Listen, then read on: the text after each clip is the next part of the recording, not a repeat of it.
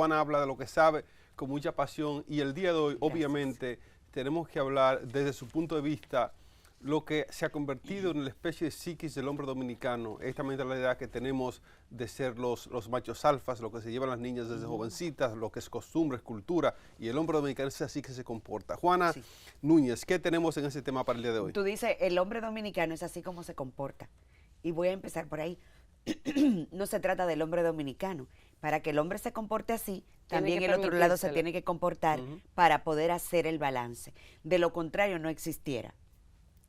Recientemente leí que unos números que estaban saliendo públicamente de que el pueblo dominicano lo que prefiere es que se le resuelvan los problemas sin importar el tipo de gobernante que llegue.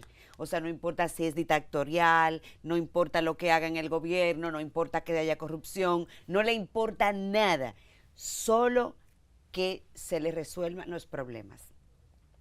Y mientras ustedes comentaban, yo pensaba en la parte económica.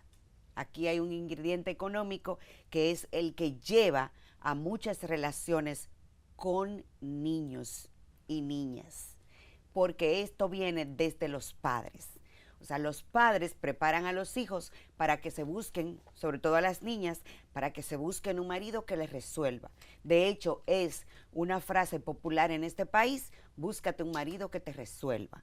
Yo recuerdo de adolescente un episodio con el novio de mi prima, que ella tenía 16 años, algo mayor que yo, y él ya era un muchacho adulto, o sea, tenía casi 30, y ya se comentaba de que él se la iba a llevar.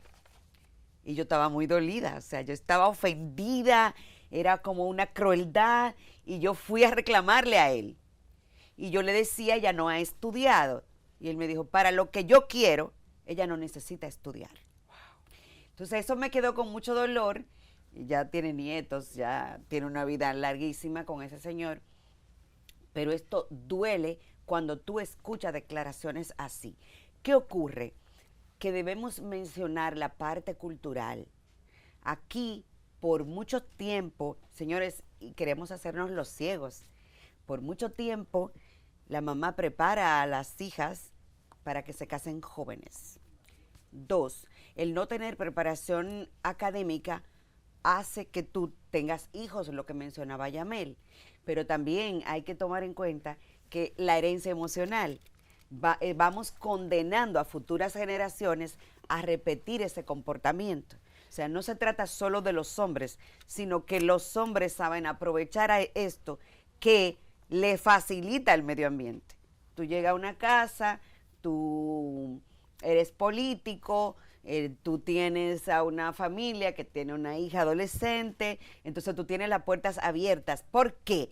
Lo que se mira no es el futuro ni cómo se siente esta niña, sino qué va a ganar económicamente esta familia con este hombre de poder, sobre todo político, llevándose a una de sus hijas. Juan, hay un factor importante que yo creo que usted es la persona indicada para que nos aclare, para que aclare a la población sobre este tema. Hay un factor biológico y hay un factor social que tiene que ver con las edades adecuadas para que las niñas incurran a una relación sexual, a una relación de pareja. Las niñas, por lo regular, eso varía. El proceso, en el momento en que una niña es capaz de gestar, de tener un bebé, es muy temprano. Desde 12, 13, 14, 15, eso varía. Sí. Sin embargo, socialmente lo que se admite es que una niña empiece a tener hijos después de 18, 19, que ya es adulta y pueda decidirlo. Sí. También que tenga la capacidad de formarse, y eso es otro aspecto, un nivel 2 de lo que la sociedad requiere, de que la muchacha estudie, que se prepare, porque va a ser de esa forma mejor, porque va a poder educar a sus hijos, es mejor para la sociedad. Entonces, ¿dónde está la línea del medio de cuando la biología dice que la chica es apta para tener hijos, tener relaciones o tener una pareja, y la edad, aunque ahora mismo la sociedad dice la mujer tiene que esperar los 20 y tanto, que sea profesional para hacerlo? ¿Dónde está la línea media?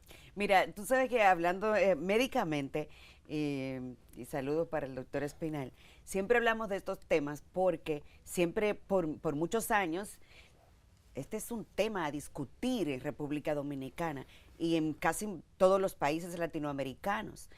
¿Dónde está esa línea media? Mira, el cuerpo está listo, estaría listo médicamente y se disminuirían los riesgos de parto. Perdón. Otro factor es el factor cerebral. Si una niña de 12 años que tenga el cuerpo listo para parir, tiene capacidad intelectual para gestar. Pero es que yo nunca había escuchado eso, que una niña de 12 años tiene capacidad para parir, independientemente de que tenga la menstruación. No lo tiene. Ahora, el cuerpo se va alistando a los 12 años.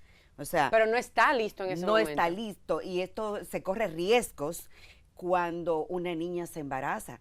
Uno de los riesgos es que el bebé muera, que ella muera de parto. O sea, incluso está dentro de las causales con las que yo no estoy de acuerdo, pero el evitar que una niña de 12 años se embarace. Y aquí es muy frecuente. Aquí hablamos de embarazo en adolescente por muchos años. He tratado este tema, le he dado seguimiento a muchos grupos de trabajo porque una niña embarazada es peligro de muerte para ella y peligro de muerte para el bebé. O sea, una de las principales causas de muerte de parto son las niñas embarazadas. En este país es escandaloso la cantidad de niñas que se embarazan. Juana, vámonos a la parte emocional. Yo recientemente vi una película / documental dominicana llamada Ramona, que se basa en investigar o exponer más bien el embarazo a temprana edad en la República Dominicana. En una escena de la película o del documental se muestra 3 mujeres sentadas en una silla en un sector o barrio de nuestro país donde estaban las 3 generaciones sentadas y ellas contaban cada una como a las 3 les pasó lo mismo. Sí. La del medio, o sea, estaba la abuela, la mamá y la hija. Las 3, la hija estaba embarazada en este momento y a las 3 le había pasado lo mismo. Esta que está aquí, o sea, la madre, decía a la cámara: yo hice todo lo posible para que a mi hija no le pasara lo mismo que me pasó a mí y que me pasó a mi mamá. Y como quiera, le pasó. Sí. Y en la escena tú puedes ver cómo esa madre tiene esa cara como de dolor, de decepción. Y yo tengo 2 preguntas. ¿Por qué se da eso? ¿Por qué sucede? Yo en la película decía, sí, es cierto, yo lo he visto mucho, que eso se repite por generación. ¿Y cómo puede esta evitar que el bebé que ya está gestando en su barriga, si fuese niña, no repitiera una 4ª generación lo mismo? Cuando hablamos de la cultura, hablamos de esa herencia emocional. Muchas veces, aunque la hija se da cuenta, vamos a suponer que le ocurrió a la abuela. Ajá. La hija se da cuenta, pero como la información inconsciente puede más que tu información consciente, porque es mayor y tiene mayor peso, tú lo vas a hacer sin darte cuenta. Es por esto que hablo de la herencia emocional y es por esto que hablo de la cultura, porque debemos empezar a trabajar a nivel de cultura. ¿Y cómo se hace esto? Cambiando los patrones, cambiando este perfil político del que ustedes mencionaban hace un rato, cambiando la información de los varones que menciona Iván. Vamos a educar a nuestros hombres de una manera diferente, pero también vamos a educar a las niñas de una manera distinta.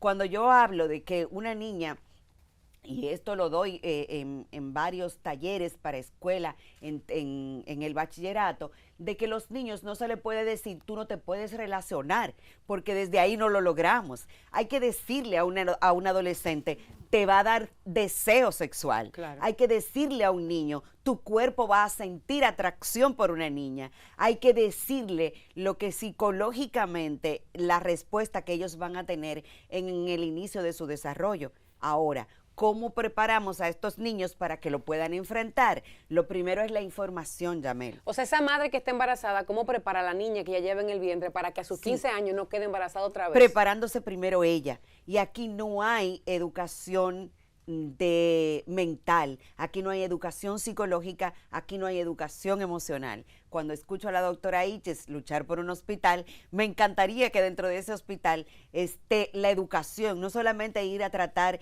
enfermedades, educación, sino prevención. La educación para prevenir, que ahí es donde nosotros tenemos el gran fallo.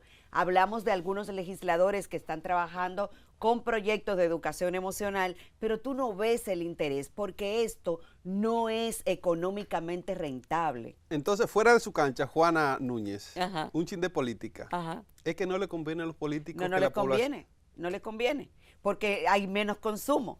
y lo que conviene es el consumo, y hablamos de grupos económicos. Aquí los grupos económicos que manejan la alimentación, que manejan la salud, que manejan la política son los mismos. Entonces, yo te doy mala comida para que tú te enfermes. Un monopolio. Exacto. Y entonces luego te vendo los medicamentos. Y te vendo el servicio de salud que no te va a sanar nunca. Yo te deporto en un camión para que te vaya, para dejarte entrar y después te cobro para traerte. Exacto. Y te contrato para que tú vengas a construirme las cosas que yo necesito. Wow. O sea, es todo un sistema. Y entonces aquí es donde debemos insistir en el desarrollo. Yamel, mira, tu pregunta es muy importante. Y quisiera abundar un poquito más sobre eso, y es esa herencia. ¿Cómo yo hago? Vamos a trabajar, vamos a hacerme consciente yo para que mi hija no repita la misma acción. Cuando este patrón se rompe, cuando yo puedo reconocer que no hay culpables aquí, que lo hago desde el corazón y yo sano esta parte y estoy liberándome y sanándome. Sanando lo que me pasó. Lo que me pasó a mí, y con esto estoy liberando a futuras generaciones. Pero esto es una acción de muchas áreas. Agregando ahí, Juana, ahorita mencionabas también fuera de cámara la parte, el rol y en cámara también de la mujer, para entender un poquito más. Si nos alejamos de los políticos, que no tenemos tanto control sobre ellos y sobre todo si ya están electos, pero ¿cuál es el rol de la mujer?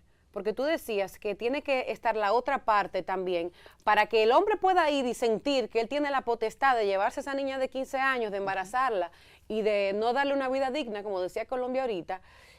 ¿Qué es lo que tiene que hacer la mujer para permitir eso?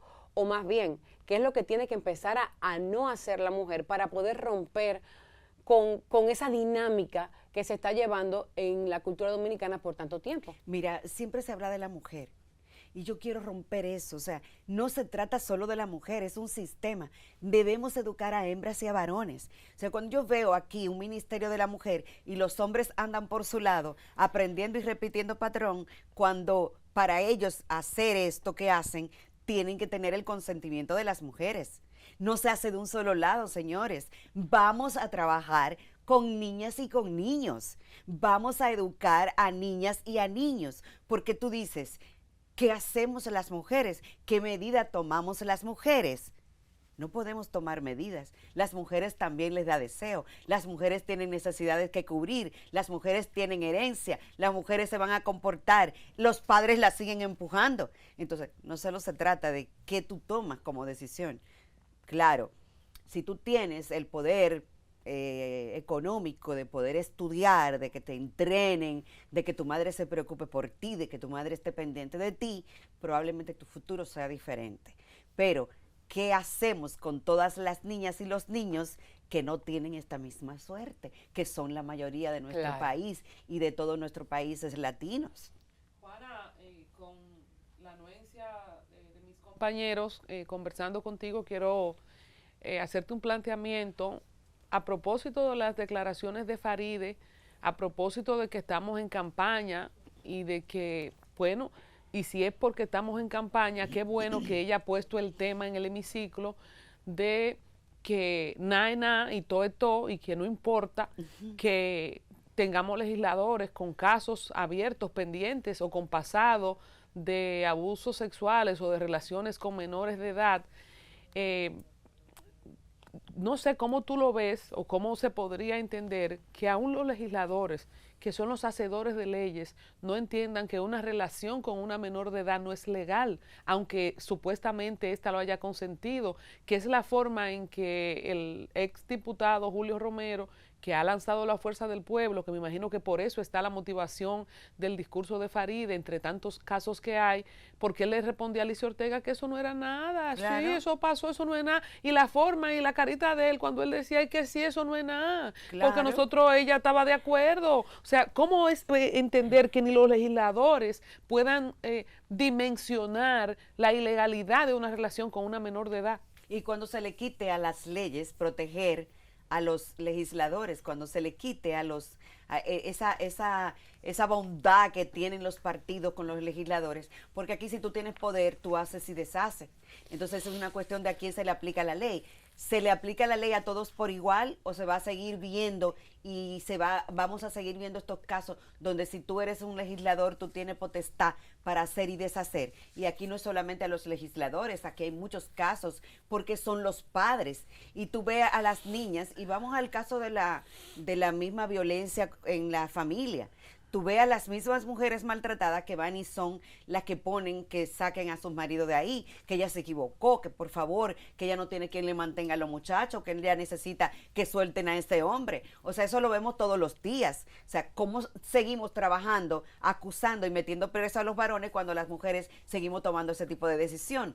Cómo hablamos de la aplicación de la ley a este diputado o a otros que han hecho muchísimo, y aquí se sabe lo que hacen, porque aquí se reúnen, incluso se buscan, los padres la buscan, las niñas. Y vamos a ver esto un poco más amplio, Colombia. Tenemos ahora una película, El sonido de la libertad. Señores, ¿hasta dónde esto está llegando? Vi anoche unas declaraciones de que Bukele reunió a todo su gabinete para que vayan a ver la película. Porque esto ocurre, las mamás, las madres venden a los niños para ser violados y maltratados.